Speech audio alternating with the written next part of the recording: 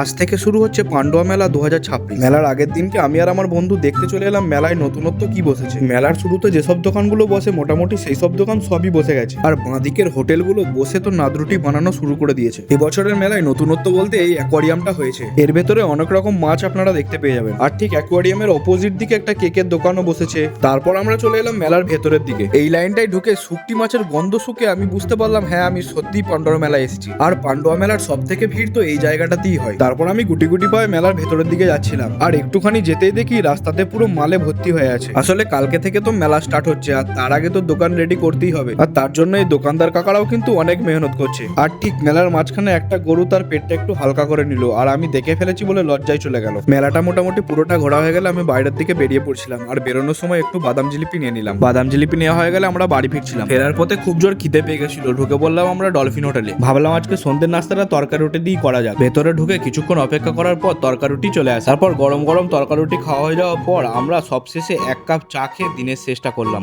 By friends.